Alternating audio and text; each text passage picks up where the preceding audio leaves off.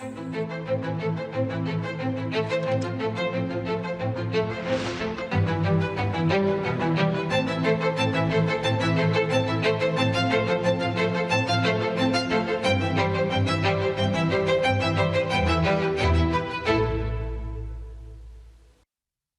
प्यारे देशवासियों, नमस्कार। मन की बात में आपका स्वागत है, अभिनंदन है। मन की बात देश और देशवासियों की उपलब्धियों को सामने लाने का एक मजबूत प्लेटफॉर्म है। देश ने ऐसी ही उपलब्धि अभी दिल्ली में हुई ग्लोबल एआई इम्पैक्ट समिट के दौरान देखी। कई देशों के नेता, उद्योग जगत के लीडर्स, इनोवेटर्स और स्टार्टअप सेक्टर से जुड़े लोग एआई इम्पैक्ट समिट के लिए भारत मंडपम में एकत्र हुए। आने वाले समय में एआई की शक्ति का उपयोग दुनिया किस प्रकार करेगी, इस दिशा में यह समिट एक टर्निंग पॉइंट साबित हुई है। साथियों, समिट में मुझे वर्ल्ड लीडर्स और टेक सीईओ से मिलने का भी अवसर मिला। एआई समिट की एग्जीबिशन में मैंने वर्ल्ड लीडर्स को ढेर सारी चीजें दिखाई। मैं दो बातों का विशेष रूप से उल्लेख करना चाहता हूं।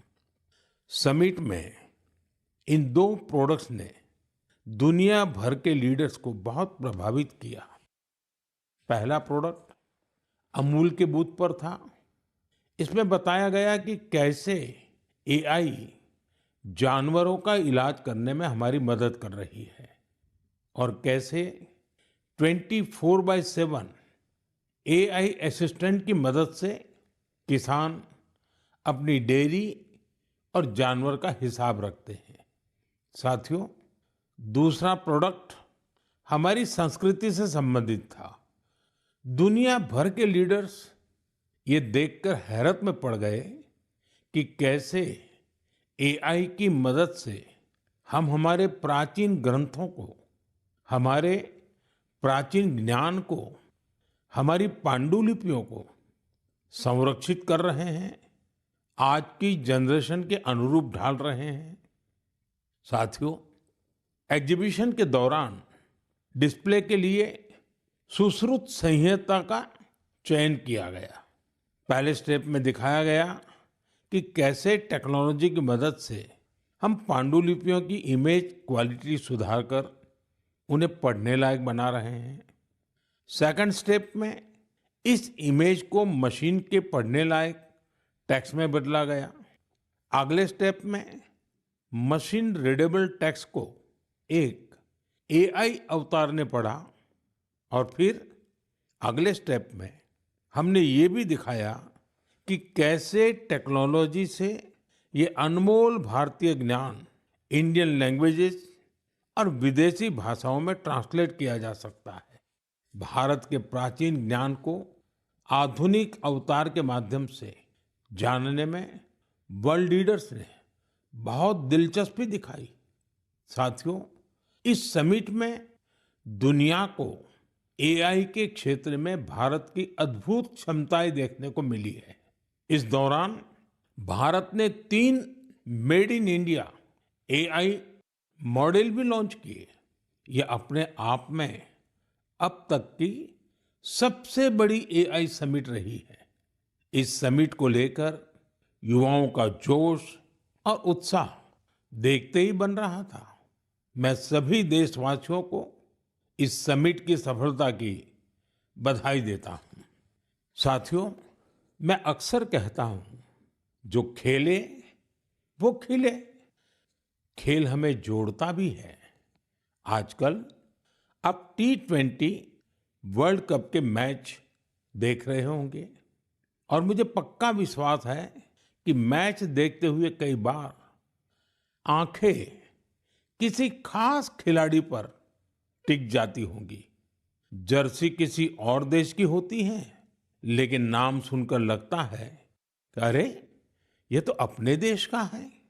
तब दिल के किसी कोने में एक हल्की सी खुशी आती है, क्योंकि वो खिलाड़ी भारतीय मूल का होता है और वो उस देश के लिए खेल रहा होता है जहां उसका परिवार बस गया है। वे अपने अपने देशों की जर्सी पहनकर मैदान में उतरते हैं, पूरे मन से उस देश का प्रतिनिधित्व करते हैं। कनाडा की टीम में सबसे ज्यादा भारतीय मूल के खिलाड़ी हैं। टीम के कप्तान दिलप्रीत बाजवा का जन्म पंजाब के गुरदासपुर में हुआ था। नवनीत धालीवाल चंडीगढ़ के हैं। इस लिस्ट में हर्ष ठाकर, श्रेयस मोवा जैसे कई नाम हैं जो कनाडा के साथ साथ भारत का भी गौरव बढ़ा रहे हैं। अमेरिका की टीम में कई चेहरे भारत के घरेलू क्रिकेट से निकले हुए हैं। अमेरिकी टीम के कप्तान मोनांग पटेल गुजरात की अंडर 16 और अंडर 18 टीम के लिए भी खेल चुके हैं। मुंबई के सौरभ, हरमीत सिंह, दिल्ली के मिलिंद कुमार, ये सब अमेरिकी टीम के शान है। ओमान की टीम में आज कई चेहरे हैं जो पहले भारत के अलग अलग राज्यों में खेल चुके हैं। जतिंदर सिंह, विनायक शुक्ला, करण, जय, आशीष जैसे खिलाड़ी ओमान क्रिकेट की मजबूत कड़ी है। न्यूजीलैंड, यूएई और इटली की टीमों में भी भारतीय मूल के खिलाड़ी अपनी जगह बना रहे हैं। ऐसे कितने ही भारतीय मूल के खिलाड़ी हैं जो अपने देश का गौरव बढ़ा रहे हैं, वहां के युवाओं के लिए प्रेरणा बन रहे हैं। भारतीयता की यही तो विशेषता है। भारतीय जहां भी जाते हैं अपनी मातृभूमि की जड़ों से जुड़े रहते हैं और अपनी कर्मभूमि यानी जिस देश में रहते हैं उसके विकास में भी सहयोग करते हैं। मेरे प्यारे देशवासियों, किसी भी माता पिता के लिए अपने बच्चे को खोने से बड़ा दुख कुछ और हो ही नहीं सकता। छोटे से बच्चे को खोने का दुख तो और भी गहरा होता है। कुछ ही दिन पहले हमने केरला की एक नन्ही मासूम आलिन शेरिन अब्राहम को खो दिया है। महज 10 महीनों में वो इस दुनिया से चली गई। कल्पना कीजिए, उसके सामने पूरी जिंदगी थी जो अचानक खत्म हो गई। कितने ही सपने और खुशियां अधूरी रह गई। उसके पेरेंट्स जिस पीड़ा से गुजर रहे होंगे उसे शब्दों से व्यक्त नहीं किया जा सकता है। लेकिन इतने गहरे दर्द के बीच भी आलिन के पिता अरुण अब्राहम और मां शेरिन ने एक ऐसा फैसला लिया जिससे हर देशवासी का हृदय उनके प्रति सम्मान से भर गया है। उन्होंने आलिन के अंगदान का फैसला किया। इस एक फैसले से पता चलता है कि उनकी सोच कितनी बड़ी है और व्यक्तित्व कितना विशाल। एक तरफ वे अपनी बच्ची को खोने के शोक में डूबे थे, तो वहीं दूसरों की मदद का भाव भी उनमें भरा था। वे चाहते थे कि किसी भी परिवार को ऐसा दिन देखना न पड़े। आलिन शेरिन अब्राहम आज हमारे बीच नहीं है, लेकिन उसका नाम देश के कम उम्र की ऑर्गन डोनर्स में जुड़ गया है। साथियों, इन दिनों भारत में ऑर्गन डोनेशन को लेकर जागरूकता लगातार बढ़ रही है। इससे उन लोगों की मदद हो रही है जिन्हें इसकी जरूरत है। इसके साथ ही देश में मेडिकल रिसर्च को भी बल मिल रहा है। इस दिशा में कई संस्थाएं और लोग असाधारण कार्य कर रहे हैं। साथियों, केरला की आलिन की तरह ही ऐसे बहुत से लोग हैं जिन्होंने ऑर्गन डोनेशन के जरिए किसी को दूसरा जीवन दिया है। जैसे दिल्ली की लक्ष्मी देवी जी हैं। उन्होंने बीते वर्ष केदारनाथ की यात्रा की। इसके लिए उन्हें 14 किलोमीटर की ट्रैकिंग करनी पड़ी। आपको ये जानकर हैरानी होगी कि उन्होंने यह यात्रा हार्ट ट्रांसप्लांट के बाद की। उनका हार्ट केवल 15% ही काम कर रहा था। ऐसे में उन्हें एक डोनर का हार्ट मिला, जिसकी मृत्यु हो गई थी। इसके बाद तो उनका जीवन ही बदल गया। पश्चिम बंगाल के गौरांग बनर्जी 2 बार नाथुला गए हैं। ये समुद्र तल से 14,000 फीट की ऊंचाई पर है। और खास बात यह है कि उन्होंने यह उपलब्धि लंग ट्रांसप्लांट के बाद हासिल की। राजस्थान में सीकर के रामदेव सिंह जी को किडनी ट्रांसप्लांट कराना पड़ा था। आज वे स्पोर्टिंग एक्टिविटी में कमाल कर रहे हैं। साथियों, आपको इस तरह के बहुत से प्रेरक उदाहरण देखने को मिल जाएंगे। इससे यह बात फिर साबित होती है कि किसी एक की नेक पहल न जाने कितने लोगों की जिंदगी बदल सकती है। मैं उन सभी लोगों के हृदय से सराहना करता हूं जिन्होंने ऐसे नेक कार्य किए हैं। मेरे प्यारे देशवासियों, आजादी के अमृत महोत्सव के दौरान मैंने लाल किले से पंच प्राणों की बात कही थी। उनमें से एक है गुलामी की मानसिकता से मुक्ति।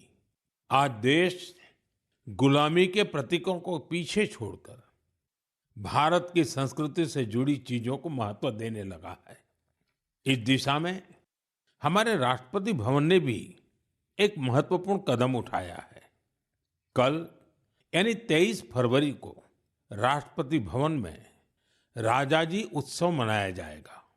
इस अवसर पर राष्ट्रपति भवन के केंद्रीय प्रांगण में सी राजगोपालाचारी जी की प्रतिमा का अनावरण किया जाएगा।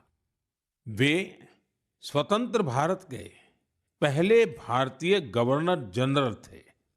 वे उन लोगों में थे जिन्होंने सत्ता को पद की तरह नहीं, सेवा की तरह देखा।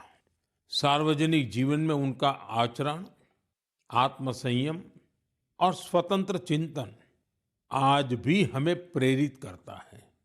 दुर्भाग्य से आजादी के बाद भी राष्ट्रपति भवन में ब्रिटिश प्रशासकों की मूर्तियां तो लगी रहने दी गई, लेकिन देश के महान सपूतों को जगह नहीं दी गई।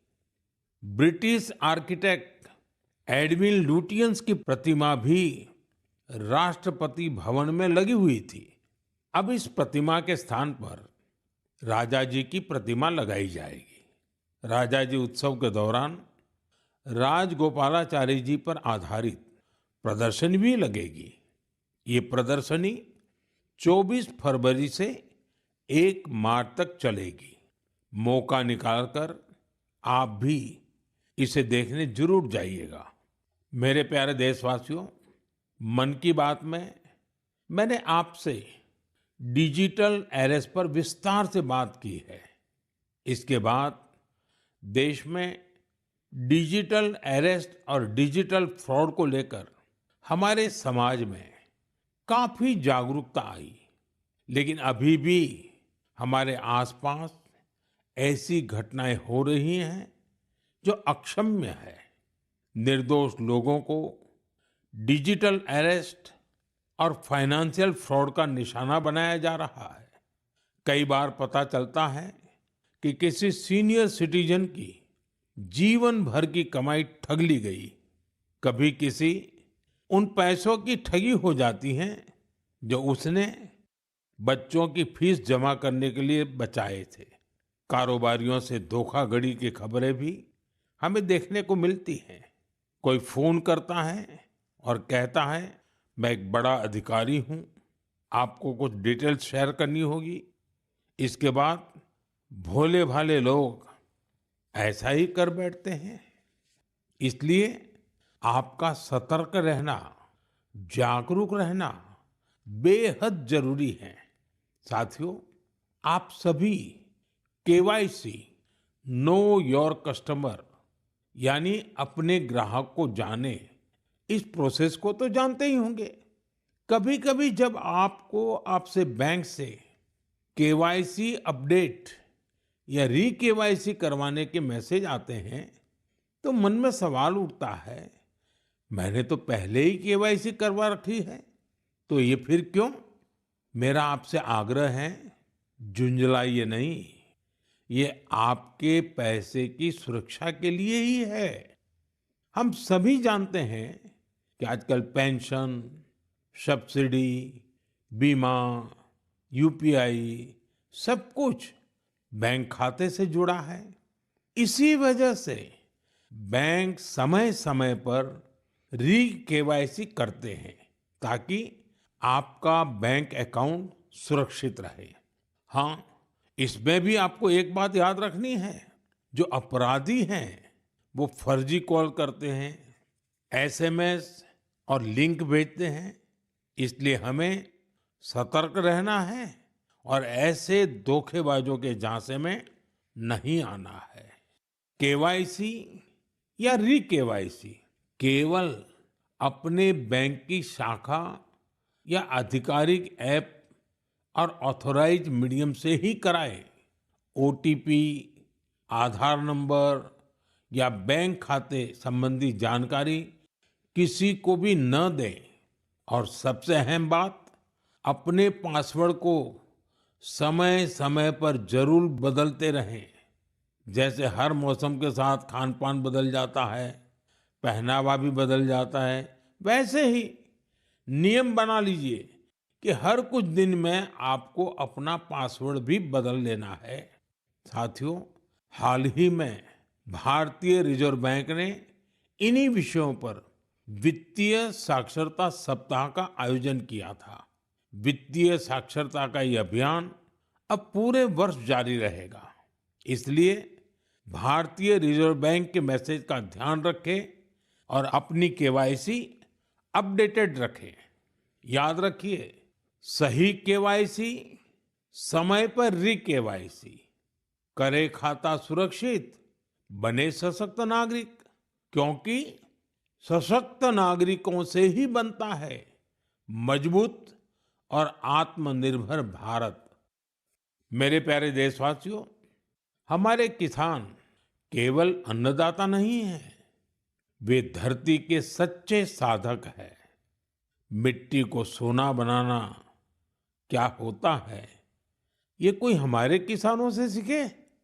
और हमारा आज का किसान तो परंपरा और टेक्नोलॉजी दोनों को साथ लेकर चल रहा है।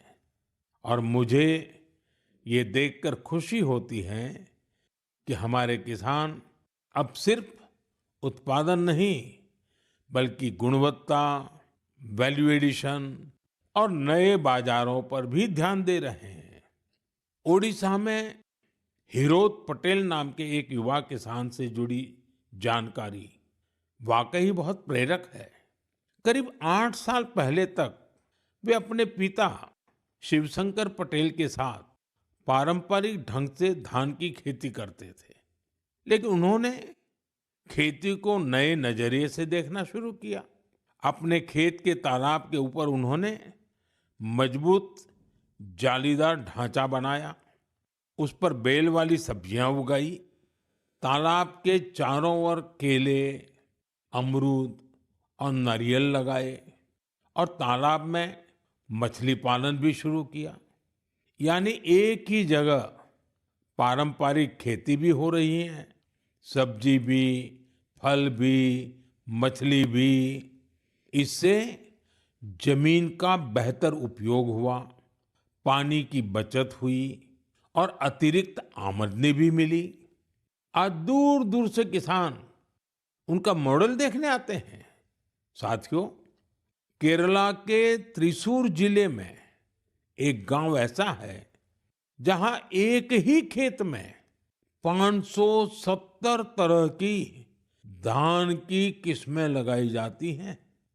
इसमें स्थानीय किस्में भी हैं, हर्बल किस्में भी हैं और दूसरे राज्यों से लाई गई प्रजातियां भी हैं। ये केवल खेती नहीं, बीजों की विरासत को बचाने का महाअभियान है। हमारे किसानों की मेहनत का असर आंकड़ों में भी दिख रहा है। भारत आज दुनिया का सबसे बड़ा चावल उत्पादक देश बन चुका है। 15 करोड़ टन से अधिक चावल का उत्पादन ये छोटी उपलब्धि नहीं है। हम अपनी जरूरतें पूरी कर रहे हैं और दुनिया की फूड बास्केट में योगदान भी दे रहे हैं। साथियों, अब तो कृषि उत्पाद हवाई मार्ग से भी ज्यादा आसानी से विदेश पहुंच रहे हैं।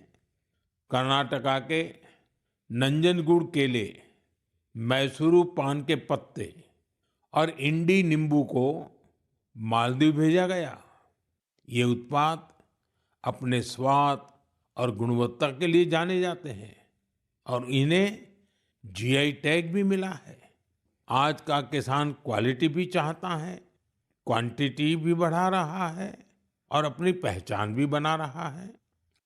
मेरे प्यारे देशवासियों, पिछले वर्ष इसी समय महाकुंभ की अद्भुत तस्वीरें आपको जरूर याद होगी। संगम के तट पर उमड़ता जनसागर, आस्था का अथाह प्रवाह और स्नान के उस पावन क्षण में जैसे भारत अपनी सनातन चेतना से साक्षात्कार कर रहा था। साथियों, महाकुंभ की वही धारा, वही माघ का महीना, वही श्रद्धा का स्वर जब उत्तर से दक्षिण की ओर बढ़ता है तो एक नई पहचान ले लेता है। साथियों, केरला की धरती पर भारत पूजा नदी के किनारे तिरुनावाया में सदियों पुरानी एक परंपरा रही है, मामंगम। इसे कई लोग महामाघ महोत्सव या केरला कुंभ भी कहते हैं। माघ के महीने में पवित्र नदी में स्नान और उस क्षण को जीवन का अमिट स्मरण बना लेना, यह इसकी आत्मा है। समय के साथ यह परंपरा जैसे ओझल हो गई थी।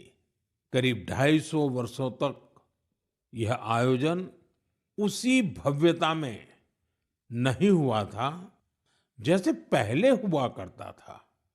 लेकिन आज अपनी विरासत को फिर से पहचान रहे हमारे देश में इतिहास ने फिर करवट ली है। इस बार बिना किसी बड़ी घोषणा के केरला कुंभ का सफल आयोजन हुआ।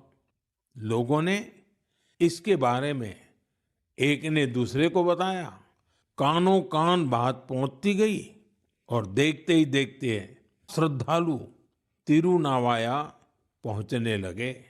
साथियों, महाकुंभ हो या केरला कुंभ, ये केवल स्नान का पर्व नहीं है, यह स्मृति का जागरण है, यह संस्कृति का पुनर्स्मरण है।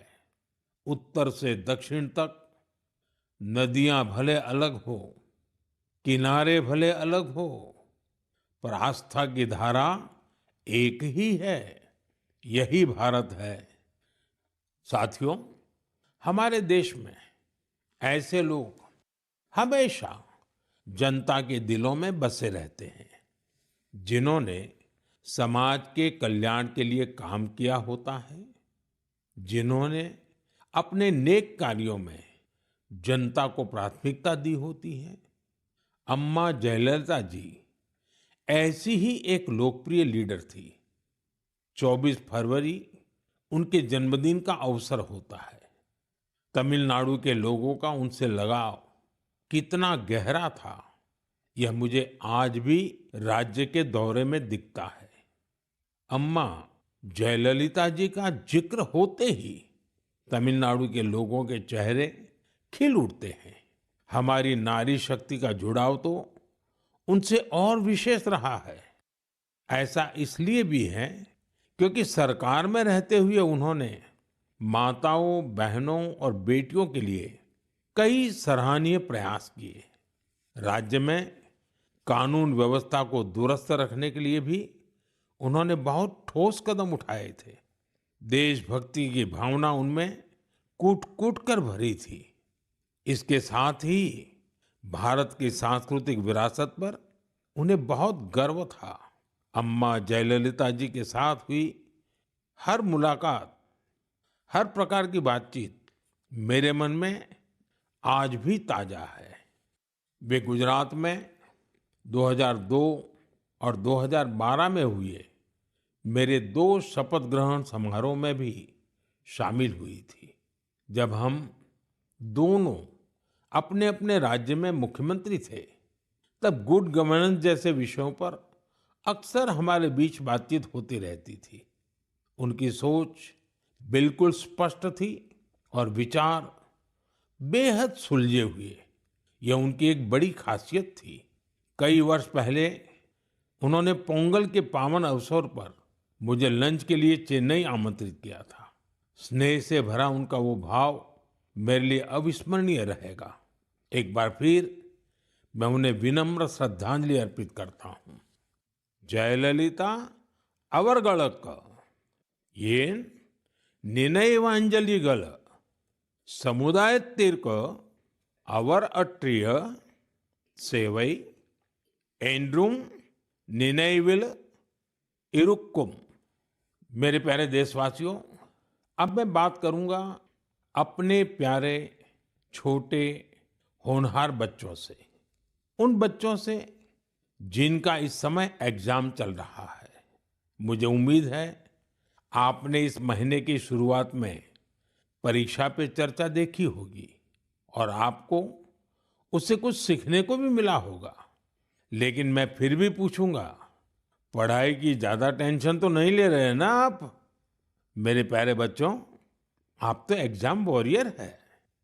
मुझे विश्वास है आप सभी पूरे मन से इम्तिहान की तैयारियों में लगे होंगे। हाँ, ऐसे समय में मन में थोड़ी शंका आना भी स्वाभाविक है। कभी लगता है सब याद रहेगा या नहीं रहेगा, कभी लगता है समय कम तो नहीं पड़ जाएगा ना। ये भाव हर पीढ़ी के बच्चों ने महसूस किए हैं। आप अकेले नहीं हैं। आप याद रखिए, आपका मूल्य आपकी मार्कशीट से तय नहीं होता। इसलिए खुद पर भरोसा रखिए। जो पढ़ा है उसे पूरे मन से लिखिए और जो नहीं आया उस एक सवाल को अपने मन पर हावी मत होने दीजिए। और एक बात, अपने माता पिता और शिक्षकों से बात करते रहिए। वे आपके नंबरों से नहीं, आपके प्रयास से आपकी पहचान करते हैं। वो आपकी मेहनत से खुश रहते हैं। मुझे पूरा भरोसा है कि आप परीक्षा में भी सफल होंगे और अपने जीवन में भी सफलता की नई ऊंचाई प्राप्त करेंगे। साथियों, इन दिनों रमजान चल रहा है। मैं इस पवित्र महीने के लिए सभी को शुभकामनाएं देता हूं। कुछ ही दिनों बाद होली का पर्व भी आ रहा है, यानी रंग, गुलाल और हंसी खुशी से भरा समय दस्तक देने वाला है। आप सभी अपने परिवार और अपनों के साथ खुशी के साथ सारे त्योहार मनाएं। और हाँ, कुछ मंत्र हमेशा याद रखें, जैसे वोकल फॉर लोकल।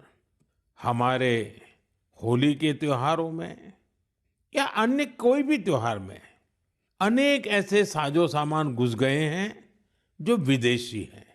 इन्हें त्योहारों से दूर रखिए, होली से भी दूर रखिए, स्वदेशी अपनाइए। जब आप स्वदेशी खरीदते हैं तो देश को आत्मनिर्भर बनाने के अभियान में भी मदद करते हैं। साथियों, मुझे हर महीने मन की बात के लिए आपके ढेरों सुझाव मिलते हैं। आपके भेजे गए संदेशों से हमें देश के कोने-कोने में छिपी अद्भुत प्रतिभाओं के बारे में पता चलता है। निजी स्वार्थ से उठकर समाज के लिए कुछ करने की अनेक प्रेरणादायी गाथाएं आपके माध्यम से देश भर के लोगों तक पहुंची हैं। आप ऐसे ही अपने प्रयास जारी रखें। मुझे आपके संदेशों का इंतजार रहेगा। मैं एक बार फिर आपको और आपके परिवार को आने वाले त्योहारों की अनेक अनेक शुभकामनाएं देता हूं। बहुत बहुत धन्यवाद। नमस्कार।